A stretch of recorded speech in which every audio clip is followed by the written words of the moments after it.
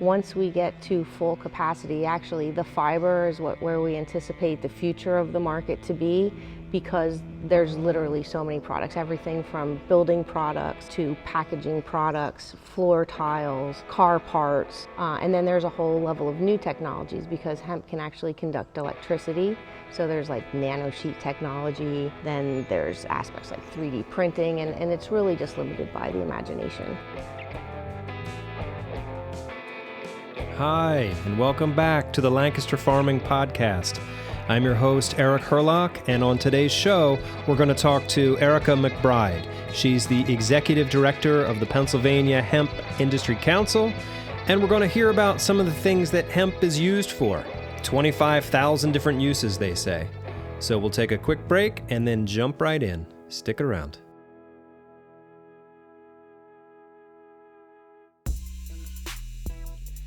Hey, today's podcast is brought to you by the Lancaster Farming Locator, your source for any kind of farming equipment, trucks, tractors, trailers, whatever. You can find it in the Lancaster Farming Locator. Check it out, lancasterfarminglocator.com. All right, thanks. Back to the podcast.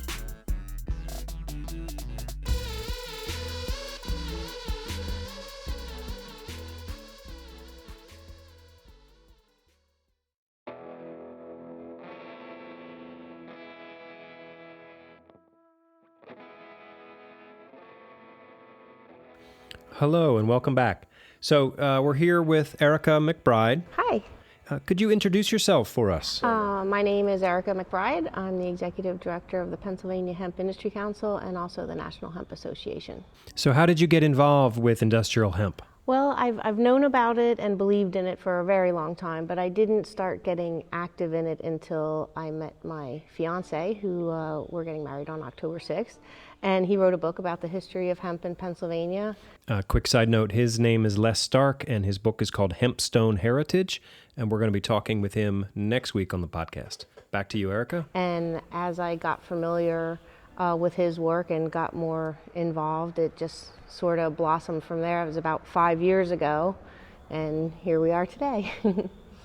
Great, I'm happy to be here. So last year at Ag Progress Days at Penn State, I heard you give a presentation on industrial hemp's economic potential. Can you talk about some of the uses of industrial hemp? Yeah, you may have heard the phrase that when they say that there's 25,000 different products that can be made with hemp, and it seems like that's pretty far-fetched and an exaggeration, but actually it's not. It's just one of those rare crops where the entire plant is useful, and there's three main categories to the hemp plant and what can be done with it. And one is on the nutritional side with the seed. The other is the fiber, which is good for all kinds of manufacturing and product development. And then you have your health and wellness with the CBD side.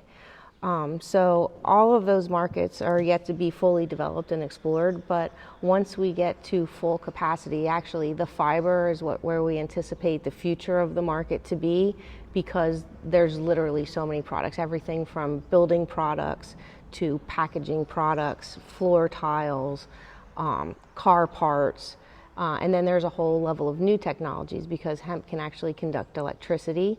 So there's like nanosheet technology, then there's aspects like 3D printing, and it's really just limited by the imagination.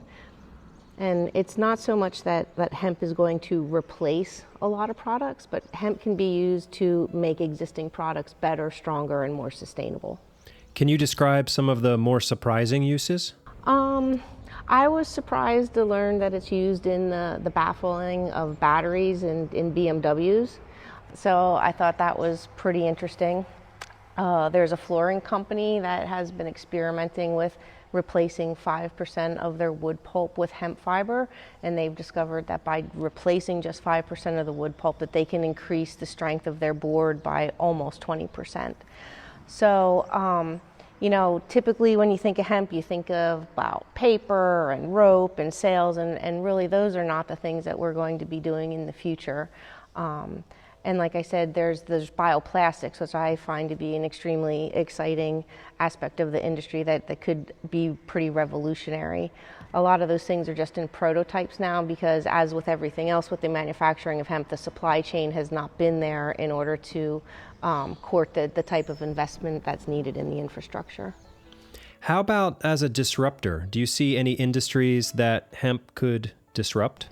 Well, it could definitely change plastics by eliminating the need for using of petroleum products. So that side of the things is probably the closest to when you say disruptive. A lot of people think that we probably have like the timber industry against us because it can replace wood in so many ways, but we don't actually see it that way because, as I said before, it's not going to replace those products, but it's going to reduce the use of them by replacing a portion of it with hemp, which will make the product stronger and more sustainable. So you're not replacing, you're enhancing. Right, we're making existing things better. Now, in some things, like we could get to the point where paper technology could replace using wood for paper, and that would only make sense. But again, those industries that it's as the population explodes across the world, the demand for products and the production of products. I mean, there are only so many trees on the planet, and at some point we're not going to be able to keep up. So we need to look to these alternative raw materials in order to be able to keep up with demand. And this ties into the growing world middle class?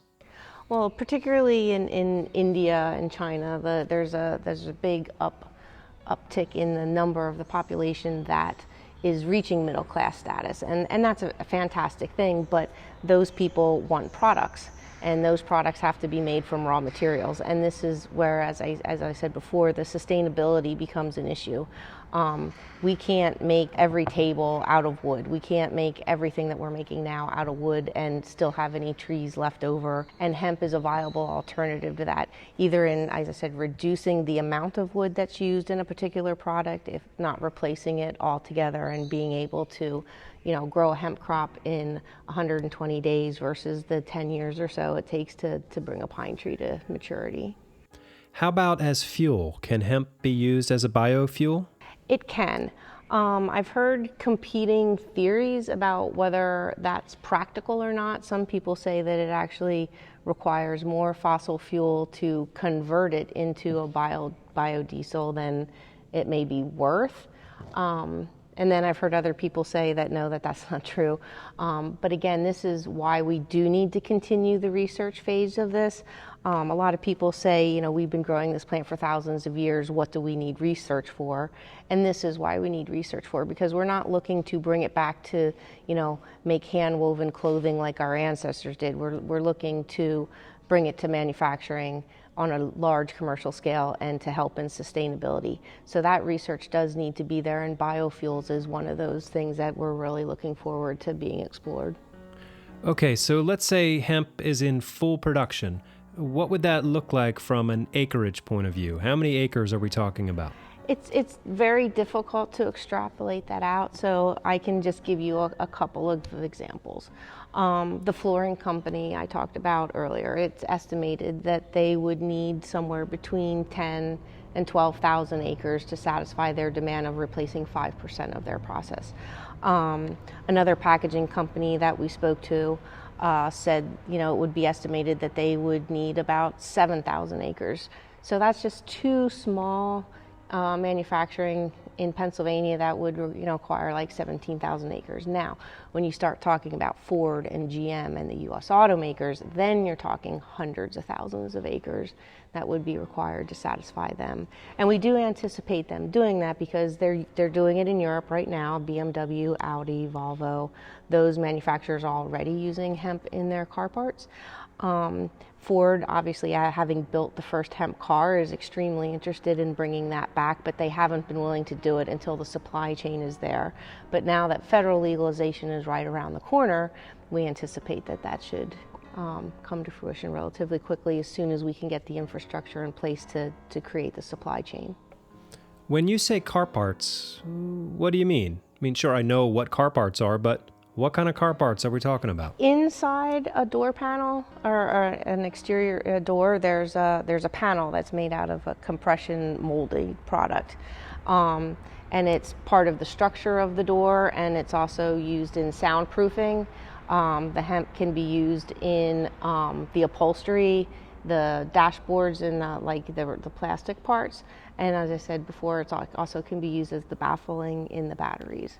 How about construction? Can industrial hemp play a role in the construction industry? Yes, that's a pretty exciting field and area that I'm really looking forward to see blossom. Over in Europe, they routinely build with hemp. There's a department store chain out there called Marks and Spencer that built beautiful department store type buildings in a green environment using hemp. Currently, there are a couple homes in the United States that are built with hemp, and the product called hempcrete, which is simply a mixture of the hemp hurd, which is the inner woody core of the plant, mixed with lime and water, creates the equivalent of a concrete block, except it's much lighter weight, it's breathable, it's fire resistant, mold, mildew, and pest resistant. So not only does it create a really great insulation barrier, but it also allows the home to breathe. Because while a lot of modern homes are really well insulated, the indoor air quality is very poor because there is no movement of air. The only downside to building with hempcrete is the cure time. So in a building project, once you put the hempcrete down, while it is solid within a couple of hours, it really takes several weeks, up to maybe 5 or 6 weeks before it's cured enough that you can put your final coatings on it. So that's not really that practical on a large scale. So what we're going to be looking to do is to make prefabricated panels that are produced in sections, left to cure, so when you take them to the construction site, they're ready for assembly right away. And would that affect the price of the project? These are all the price component are things that we need to explore and part of the research.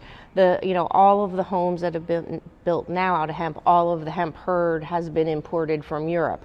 So right there, that made them more expensive. Once we have domestic production, the hurd is actually a lot of times considered kind of a byproduct. The outer bast fiber is the most desirable for manufacturing, can be used for textiles, and has the higher dollar value, where the hurd is used for animal bedding and mulch and stuff like that. So once that price point comes down, certainly lime isn't that expensive. It should be a relatively inexpensive building material. In addition to being green, there will be some additional cost for the prefabrication and then the transportation costs to get it to the job site. But when you look at other types of building products that are delivered that same way, I expect it to be price competitive. How about as medicine? Can you talk about some of the medicinal uses for hemp? Yeah, this is sort of the most difficult aspect of hemp to deal with right now, mostly from the legality side of things. Certainly it's been proven over and over again to have tremendous medicinal value for a whole manner of things, from everything from epileptic seizures to all types of neurological disorders, pain management, and then also things like PTSD and depression and anxiety. And the research on that is continuing. The difficulty is with the legality of it. Once we get federal legalization passed, then it's going to be up to the FDA to figure out how to regulate it. We're hoping that we can find the path to be able to just take the existing CBD industry and legitimize it and allow it to continue and not have it be dominated solely by big pharmaceutical companies. But GW Pharmaceuticals did just get FDA approval for their product called Epidiolex, which is a CBD product. So that's where the challenge is going to lie. But in the pure essence of what it is, it's just, it's phenomenal how many different things it's been shown, at least anecdotally, to alleviate, because it's an anti-inflammatory. And like I said, the research to that is ongoing, and I'm sure that a lot of the things that are now just anecdotal evidence will be proven out in clinical trials. Okay. So what can farmers be doing now to make sure that they don't get the short end of the stick as the hemp industry grows? That's actually a difficult question, because on the one hand, you do want to get in early, and I would encourage anybody who's interested to start now, but also start small with a small amount of acreage, because even as we've proven here in our second year, even on this one farm where we're at now, we have everything from utter failure to total success.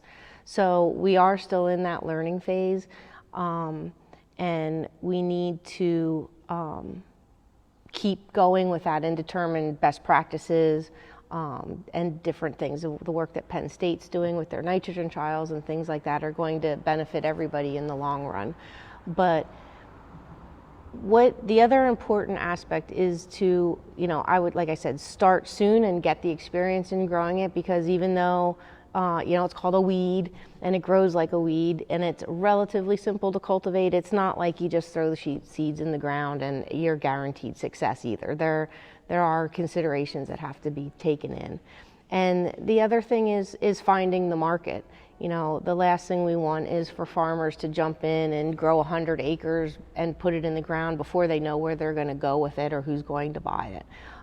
That would be a recipe for disaster. We're diligently working towards building an infrastructure so we can offer contracts to farmers so they know what they're getting into ahead of time. So obviously any farmers who have been growing last year, this year, and will be growing next year that have that experience under their belt will be the ones that we would like to contract with first because of that experience. And we'll be looking to primarily be focusing on the fiber and the seed, and then so the price per acre will be based on yields. So I'm encouraging of everybody who is interested to get involved, but to take it slow and steady, and not have wild fantasies of some people come in thinking they're going to make thousands and thousands and thousands of dollars per acre. And while it is going to be a tremendous cash crop and a great rotational crop, and it will be much better than corn or soy, it's not going to be the be-all, end-all miracle crop either. So we need to build this industry slowly and steadily to ensure success for everyone. Okay, so you're growing about 55 acres here in Ole, Pennsylvania. Did you have a buyer lined up for that before you planted it? No, except for ourselves, because our intention is to bring a decortication facility here to Berks County. So our intention, and we do have some ideas of what we would like to do with the seed as well. So we've grown this for ourselves. We did it both for the educational purposes, so we can find out what works, what doesn't work. We actually grew 4 different varietals here. 3 of them did pretty well, and one of them was a total disaster. So we know to stay away. Don't buy ivory, anyone who's listening. So it's all part of the research thing, and our intention will be to harvest the seed, and then we're going to harvest the fiber and bale it, and we'll just store it until we have our facility ready. How long will it keep in bales? I don't know that there's a lifeline to it. Once it's baled and stored properly, as long as it doesn't get all moldy and icky, you're good to go. What lessons did you learn about growing hemp this year? Well, the one thing we did learn that I didn't know before was actually there's 2 things that I think might be important to any farmers that are listening is that everywhere we no-tilled, we did not have good success with that. The tilled fields did way better. Now, part of that could have been our technique. We didn't mow the dead grass away, and a lot of the seed just rotted because we had that tremendous amount of rain this year. That excess vegetation just rotted the seed away before it grew. There were stands of it that did get quite nice, but overall we consider where we did the no-till to be pretty much a failure. And the other interesting thing that the Department of Ag actually pointed out to us is that they went and visited the fields across the state, that they have noticed that the fields that had corn planted in it last year are the best fields. So I don't know if it had something to do with the land preparation, or if there's some, corn doesn't take the same nutrients out of the soil that hemp likes, and that could make it a great match for rotation. But those are the things we'll try to prove out by doing more experiments next year. You said earlier that every part of the plant can be used. Does that include the roots? Yes, I actually had an Amish farmer at our field day on Saturday asked me about using the roots. The only use for the roots that I've heard of so far has been in making teas, but it's not, so while it can be used, I haven't seen it widely be used, mostly because of the logistics of extracting it. Most people just, chop the stalks down. So the Amish farmer said that, maybe like a potato machine that pulls potatoes out could pull the root ball out. And I thought that would be a very interesting thing to experiment with. So, so the roots would probably be the least useful part of it, but there are uses for that as well. What else would you want to share with our listeners? Oh, there's so much to say. I don't know. It's like, because you can just tend to go all over the place with it, because there's, like I said, there's so many different aspects of it that are worthy of being explored. But I'm super excited to see it being done here in Pennsylvania. When the program started out, we were a little disappointed that it started out so timid, but I have to give Secretary Redding props. He was right, and he actually did do us a favor by putting the reins on us a little bit the first year. Because as we're finding out, even in the second year, there is still a lot to learn. I've been extremely impressed with the level of enthusiasm and interest in hemp. And like I said, the most important thing now is to get the farmers to start growing it, to get the experience. But the most important thing is the infrastructure, because without an outlet for the farmers to take the crop to, that this is all for nothing. So hopefully, if everything goes as planned, while we were hoping to have it done for this year, things don't typically go as planned. But we really, really want to have a fiber processing facility here for next year. So actually going to Canada in a couple weeks to go look at some new technology that they have up there for fiber processing, and looking to bring that here so we can start contracting farmers to actually grow it. And the other thing that doesn't get talked about a lot is the actual nutritional value of hemp, which is another area. It's the easiest point of entry for farmers, because if you grow seed varietals like they were growing at the Penn State trials, they'd only get to be 3, 4, maybe 5 feet tall, and they can be harvested quite easily with traditional farm equipment. And it can also be handled and processed by other existing seed processing companies. Any company that can handle, like canola seed, can handle hemp, because they're similar size seeds. The protein level in hemp is fantastic. It's the most easily digestible vegetable protein, and it has an omega-3, 6, and 9 profile that's relatively perfect for the human body, relatively similar to fish oil. So that's a whole huge part of the equation that I think needs to be explored. And we're also looking to see about getting some dehulling machinery here in Pennsylvania so we can start manufacturing food products. And I think, if you go to any health food store now, you can buy hemp seeds off the shelves, and they typically run, $8, $9 a pound. And I think we can bring that down significantly, because it really is something that should be a part of everybody's diet, because it is that nutritious that a lot of people call it a superfood. It's far superior than soy in its nutritional value and its protein content. And we would like to see hemp appear in more nutritional products. And like I said before, the fact that we don't really need to invest in a whole lot of infrastructure to make that happen makes it a logical starting place for farmers just getting into it for the first time. Can you talk about the harvesting equipment that does or doesn't exist here in the U.S.? It does exist. There's not a lot of it, and there's different ways you can do it. Like I said, seed crops, traditional harvesting equipment can work. The way we did it last year is we just We basically mowed it down and then we baled it. There's specialized combines. The problem is when you start growing the fiber varietals, they can get to be 15, 20 feet tall. So a traditional combine is never going to reach that height.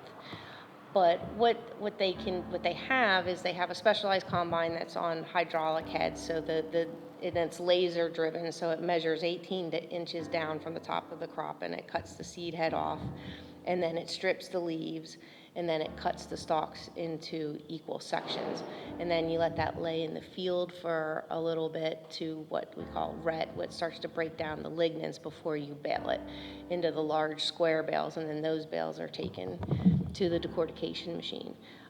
So the balers are okay. From what I understand from talking to Rodale, like just some slight modifications to the baler to make sure that the fibers don't wind around and seize the motor is all it takes.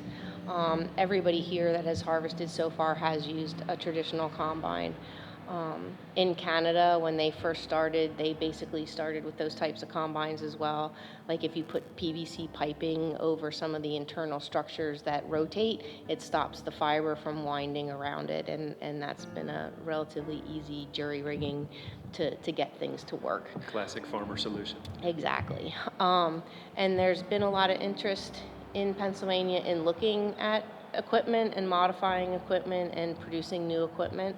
So while there is equipment in Colorado, one or two pieces of the more higher tech farming equipment, we'd certainly like to see it produced here. We have New Holland, we have a lot of innovative people that this would kind of be right up their alley. So it can be done with existing machinery. It can be done better and more efficiently with newer machinery. How do you feel about the work that Mitch McConnell has been doing in terms of hemp? I'm very, very pleased with what he's done for the hemp industry, obviously. You can't be supportive of hemp and not be appreciative of the hard work that Mitch McConnell has put into it. If it were not for him, we wouldn't be this close to getting it passed. Hemp. And it is going to pass, and it hemp. is going to pass in this 2018 Farm Bill, and that Industrial in hemp. large part is due to Mitch McConnell. So for that, I am grateful. Are you confident that Pennsylvania can be a major player in the national hemp industry? I am, but that would be a whole lot more insured and happen faster if we could get some better support from the administration as far as matching monies for infrastructure goes.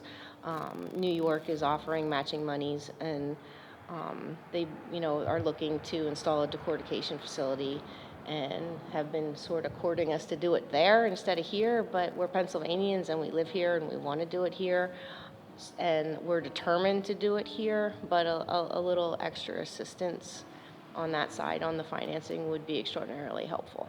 It's hard to turn away matching money. Okay, Erica McBride, thank you very much for talking to us today. My pleasure. Thank you for having me. And if anybody is interested in more information and participating in the 2019 hemp program, please feel free to visit our website for the Pennsylvania Hemp Industry Council at www.pahic.org, and I'll be happy to answer any of your questions. And also, if you're interested in hemp programs in any other state, you can reach us at the National Hemp Association, which is www.nationalhempassociation.org, and we'll be happy to answer any questions you have on the national level as well. All right. Well, thank you, Erica. Thank you very much. And thank you all for listening. And remember, we are on iTunes. You can click subscribe. You won't miss anything. Also, give us a review. Give us a few stars. Tell us what you think. And if you have any questions that you want answered about hemp, or if there's anything farming related you want to talk about, send me an email at podcast@lancasterfarming.com. Okay, until next time, we'll see you in the newspaper.